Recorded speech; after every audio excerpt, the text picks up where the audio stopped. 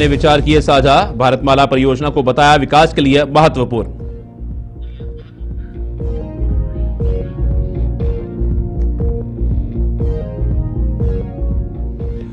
भू अधिग्रहण से प्रभावित 86 युवाओं को मिला रोजगार। मंत्री लक्ष्मी राजवाड़े ने वितरित किए नियुक्ति पत्र।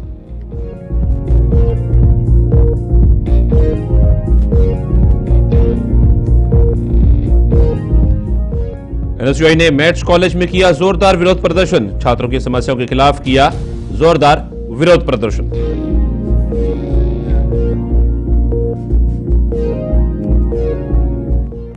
उप मुख्यमंत्री अरुण साव ने कहा कि भारतमाला परियोजना छत्तीसगढ़ के विकास में एक महत्वपूर्ण मील का पत्थर साबित होगी।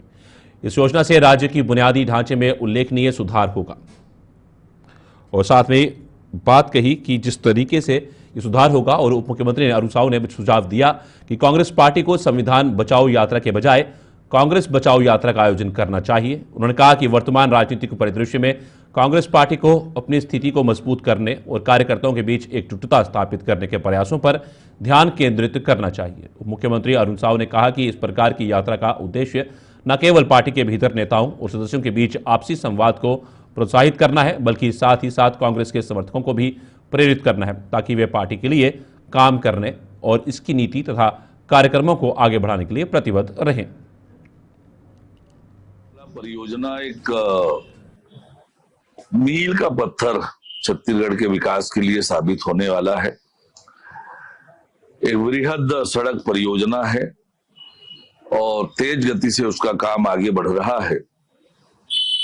आने वाले थोड़े दिनों में वो काम पूरा होगा और निश्चित रूप से दूरियां कम होगी। रायपुर से विशाखापट्टनम की सड़क की निर्माण तेज गति से हो रहा है।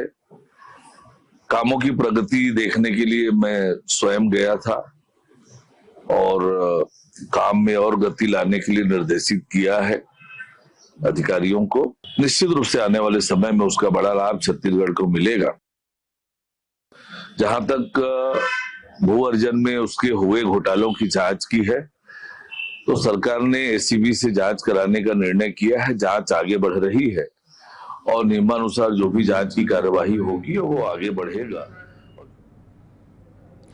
छत्तीसगढ़ के मुख्यमंत्री विष्णुदेव साय ने सुशासन तिहार के अवसर पर राज्य की जनता को 10 क्रांतिकारी नवाचारों का तोहफा दिया है। इन नवाचारों का उद्देश्य भूमि पंजीयन की प्रक्रिया को सरल और पारदर्शी बनाना है। मुख्यमंत्री साय ने कहा कि इन नवाचारों से राज्य की जनता को राहत मिलेगी और राजस्व से जुड़े कार्यों के लिए अब लोगों को कार्यालयों का चक्कर नहीं लगाना पड़ेगा। पंजीयन के साथ अब नामांतरण का कार्य भी तत्काल होगा।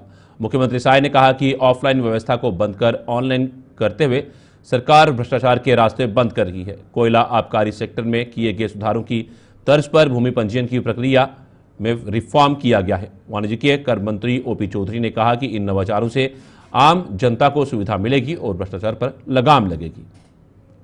जमीन का पंजीयन छत्तीसगढ़ के हमारे 3 करोड़ लोगों में से अलग अलग रूप में रजिस्ट्री ऑफिस में, पंजीयन ऑफिस में 40 से 50 लोगों का वास्ता पड़ता है और इसलिए जनता से जुड़ा हुआ विषय। और इसमें अगर हम कोई रिफॉर्म लाते हैं, सुधार लाते हैं, तो हमारे लाखों लोग छत्तीसगढ़ के हमारे भाई बहन उससे लाभान्वित होते हैं।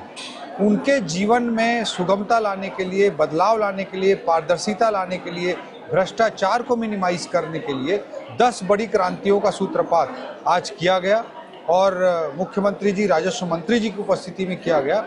और इसमें 10 बड़े रिफॉर्म्स हुए हैं जो टेक्नोलॉजी पर बेस्ड हैं और इससे निश्चित रूप से छत्तीसगढ़ की आम जनता को बड़ा लाभ होगा। और ये वास्तविक अर्थों में गति जो हमारे बजट का थीम है, जिसका पहला वर्ड गवर्नेंस है और तीसरा वर्ड टेक्नोलॉजी है, उन दोनों के थीम की दृष्टि से अद्भुत संगम है। अब आधार ऑथेंटिकेशन कारण फर्जी रजिस्ट्री में बहुत तेजी से कमी लाने की दिशा में काम हो पाएगा, या सुगम ऐप के कारण लोकेशन को हम टारगेट कर पाएंगे, या फिर बात करूं मैं डिजी लॉकर में सुविधा उपलब्ध होने से आदमी को कभी भी कहीं भी वो अपना डॉक्यूमेंट देख सकेगा। और इन सब के बीच में जो सबसे बड़ा रिफॉर्म हुआ है वो ऑटो म्यूटेशन का है। इसी तरह से बंटवारा, हक त्याग जैसे मामलों में वो लाखों रुपए पहले फीस लगता था, उसको 500 रुपये कर दिया गया है। पेड़ों के पंजीयन शुल्क को 0 कर दिया गया है। इस तरह के बहुत सारे रिफॉर्म पिछले 1.5 सालों में पंजीयन विभाग ने टेक्नोलॉजी का उपयोग करते हुए किया है और छत्तीसगढ़ के लाखों लोग इससे लाभान्वित होंगे और वास्तविक अर्थों में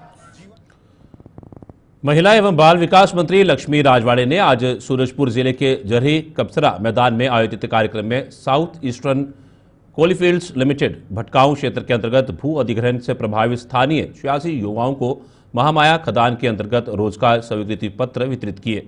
मंत्री लक्ष्मी राजवाड़े ने कहा कि राज्य सरकार भू अधिग्रहण प्रभावित परिवारों को न्याय दिलाने और उन्हें सशक्त बनाने के लिए प्रतिबद्ध है। उन्होंने युवाओं से अपील की कि वे इस अवसर का लाभ उठाते हुए अपने भविष्य को उज्जवल बनाएं। इस अवसर पर पूर्व मंत्री रामसेवक पैकरा, विधायक शकुंतला पोर्ते, SECL के जनरल मैनेजर दिलीप बोबड़े, जिला पंचायत अध्यक्ष चंद्रमणि पैकरा सहित अन्य गणमान्य लोग भी मौजूद रहे।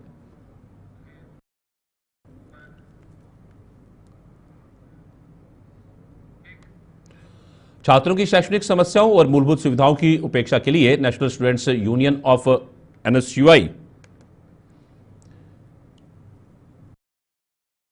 में एक प्रभावशाली और जोरदार प्रदर्शन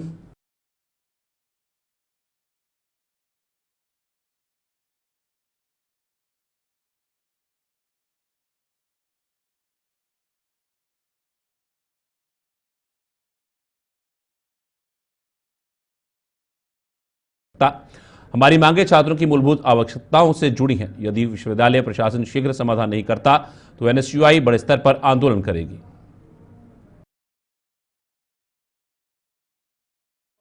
हम जैसे कि रैग बैंक बाकी प्रदेशों में भी है और यहाँ पे जो प्रोएक्टिवनेस ब्यूरोक्रेटिक्स में दिखी, पॉलिसी सपोर्ट दिखा, डेटा सेंटर के लिए जो क्रिटिकल होता है वो पावर होता है और इस स्टेट में पावर सरप्लस है क्योंकि डेटा सेंटर बिना पावर के तो चलेगा नहीं। तो ये एक बहुत पॉजिटिव साइन था हमारे लिए यहाँ आना। दूसरा फेवरेबल पॉलिसी और तीसरा जो स्पीड मैंने बताया कि स्पीड में बहुत मायने रखता है क्योंकि डेटा सेंटर एकदम फास्ट ग्रोइंग बिजनेस है, 50% ईयर ऑन ईयर।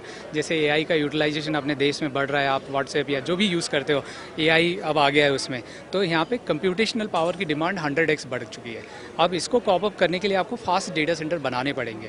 तो इसीलिए हमने ये पार्क सिर्फ AI को डेडिकेटेड बनाया और हमारा इंडिया जो डिजिटल इंडिया का प्रोग्राम है गवर्नमेंट ऑफ इंडिया का, उसमें इंडिया AI में ये पार्क यहाँ से कंट्रीब्यूट करेगा, सपोर्ट करेगा। और यही क्योंकि डिमांड बहुत है और हम वही सोच रहे हैं कि जो CM साहब ने बोला नवंबर में लाइव करने का, तो हमारी फर्स्ट बिल्डिंग उससे पहले ही हो जाएगी, बट नवंबर में हम इनॉग्रेशन उनके टाइम पे करेंगे। एम्प्लॉयमेंट जनरेशन के लिए क्या इसमें करेक्ट जैसे क्या होता है, हर स्टेट की एक खासियत होती है, हर सिटी की एक खासियत होती है। हम बेंगलोर नहीं बन सकते, हम बाकी सिटी नहीं बन सकते, तो यहाँ जैसे पावर ज़्यादा अवेलेबल है तो यहाँ उन बिजनेसेस जैसे चिप्स का बताया, तो ये माहौल और इस टाइप की इंडस्ट्री ज़्यादा फैलेगी और ये फ्यूचरिस्टिक बिजनेसेस हैं। तो AI और डेटा सेंटर कभी कम नहीं होने वाला, बढ़ने ही वाला है इसकी ग्रोथ ज़्यादा। तो 200 लोगों का करीब हमने प्रत्यक्ष बोला ही है, कमिटेड है वो तो, बट मुझे लगता है कि इससे ये ज़्यादा, क्योंकि यहाँ पे एजुकेशन कॉलेजेस जैसे मैंने रुंगटा का भी बताया कि हम उनके साथ में स्किलिंग बना रहे हैं, AI लैब्स बना रहे हैं। तो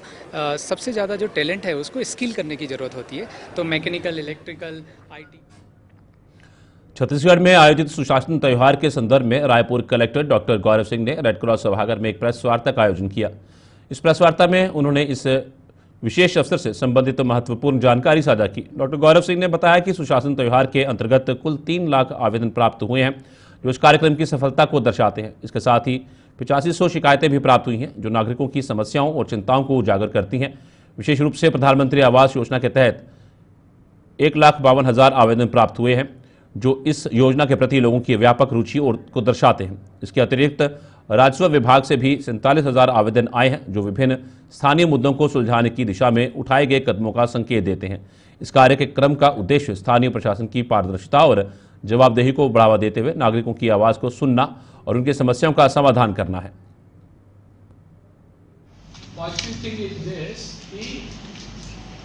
शिकायतों के निराकरण में अभी की रिपोर्ट में, चूंकि आज शाम तक चलेगा, कुछ आवेदन निराकरण की स्थिति में इंटर डिपार्टमेंटल हो जाते हैं, इस विभाग से उस विभाग में चले जाते हैं, इसलिए एग्जैक्टली नंबर बता पाना कि ये आवेदन इतने आए अभी थोड़ा सा कम, शाम तक 1-2 दिन अभी और लगेगा।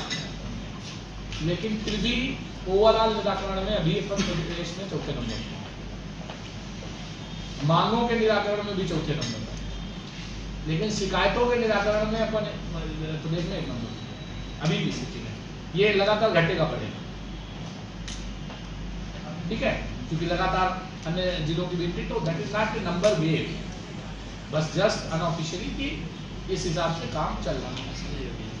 कल से चूंकि हम लोग शिविर भी शुरू कर रहे हैं और कल से 31 तारीख तक शिविर चलेगी। अच्छी बात अगर देखोगे तो जैसे जो प्रधानमंत्री आवास के आए उनको हमने सबका परीक्षण कराया। परीक्षण के बाद कुछ तो हमारी ही सूची में अपात्र हो जाते हैं, तो करीब 50% लोग फर्स्ट हैंड अपात्र नहीं चले। उसके अलावा सर्वे करा लिया गया बाकी लोगों का। अब जब उनकी ग्राम सभा होगी तो उसमें उनकी पात्रता का फिर से कोई ऑब्जेक्शन आना है, उसके बाद हम उनको उसी लिस्ट में जोड़ेंगे। जैसा कि आप सभी जानते हैं कि छत्तीसगढ़ सरकार राज्य में सुशासन की स्थापना को लेकर लगातार प्रतिबद्धता के साथ कार्य कर रही है। शासन प्रशासन के हर स्तर पर यह सुनिश्चित किया जा रहा है कि शासकीय कार्यों में पारदर्शिता आए, योजनाओं और कार्यक्रमों का प्रभावी क्रियान्वयन हो और इनका लाभ उन जरूरतमंद वर्गों तक समयबद्ध ढंग से पहुंचे जिनके लिए ये योजनाएं बनाई गई हैं। इसी कड़ी में मुख्यमंत्री श्री विष्णुदेव साय जी की मंशा के अनुरूप राज्य में सुशासन तिहार 2025 का आयोजन किया जा रहा है। इस तिहार का उद्देश्य आम जनता की समस्याओं का समयबद्ध समाधान, शासकीय योजनाओं की समीक्षा और निगरानी, विकास कार्यों में तेजी लाना और जनता, जनप्रतिनिधियों एवं सामाजिक संगठनों के साथ सीधा संवाद स्थापित करना है। सुशासन तिहार 2025 का आयोजन 3 चरणों में किया जा रहा है। पहला चरण 8 अप्रैल से 11 अप्रैल तक आयोजित हुआ, जिसमें आम जनता से उनकी समस्याओं और मांगों से संबंधित आवेदन प्राप्त किए गए। ऑनलाइन आवेदन भी प्राप्त किए गए। ये आवेदन समाधान पेटी, शिविर और ऑनलाइन पोर्टल के माध्यम से दिए गए। आवेदन प्राप्त करने के लिए समाधान पेटी की व्यवस्था जिला और विकासखंड मुख्यालय स्तर पर भी की गई थी। हाट बाजारों में भी आवेदनों का संग्रह किया गया है। राज्य शासन की महत्वाकांक्षी कार्यक्रम सुशासन तिहार का तीसरा चरण सोमवार 5 मई से शुरू होगा। इस चरण में धमतरी जिले के विभिन्न विकासखंडों में समाधान शिविर आयोजित किए जाएंगे। पहले दिन धमतरी विकासखंड के अकला डोंगरी, कुरुद विकासखंड के ग्राम जोरातराई और नगरी विकासखंड के ग्राम कुकरेल में समाधान शिविर लगाएंगे। ये समाधान शिविर आयोजन स्थल के आसपास की 10 से 12 ग्राम पंचायतों का क्लस्टर बनाकर आयोजित होंगे। इन समाधान शिविरों में अभियान के पहले चरण में जिले वासियों से मिले आवेदनों के निराकरण की जानकारी दी जाएगी। इसके साथ ही उपस्थित लोगों को उनके आवेदनों पर की गई कार्रवाई, मांगों की पूर्ति और समस्याओं पर किए गए समाधान की जानकारी विभागवार, ग्राम पंचायतवार दी जाएगी। विभिन्न विभागों द्वारा संचालित शासकीय योजनाओं की जानकारी भी दी जाएगी और पात्र हितग्राहियों से आवेदन आदि लेने का काम भी किया जाएगा। पेंशन के प्रकरण आए हुए, पेंशन की मांग का प्रकरण आया हुआ है, जो हम लोग निराकरण करा रहे हैं 2006 और 2011 के सर्वे सूची को देखते हुए।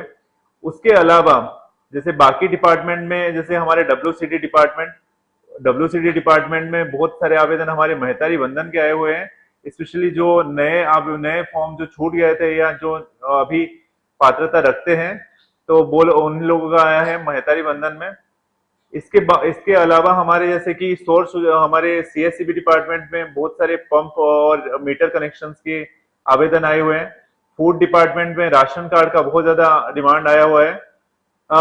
हमारे पंचायत डिपार्टमेंट में नरेगा के काम का बहुत सारे डिमांड आया हुआ है। नरेगा के स्पेशली हम लोग देखेंगे और उस तरीके स्पेशली हमारे जो टारगेट दिया गया है उसी के हिसाब से हम लोग निराकरण करेंगे।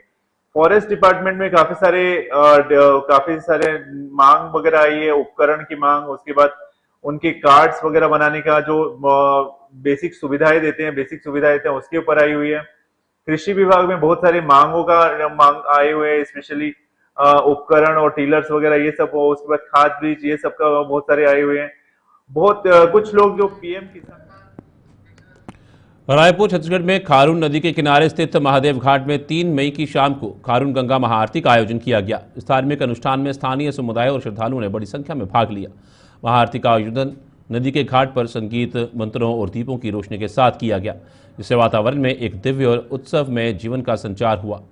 महादेव घाट जन सेवा समिति ने इस विशेष आयोजन में भाग लेने वाले समस्त श्रद्धालुओं, स्थानीय नागरिकों एवं पूरे छत्तीसगढ़ वासियों का हृदय से आभार व्यक्त किया। समिति ने कहा कि यह आयोजन केवल एक सभा नहीं बल्कि ये एक ऐसा अवसर है जिसमें श्रद्धा और आस्था का अद्भुत सामंजस्य देखने को मिलता है।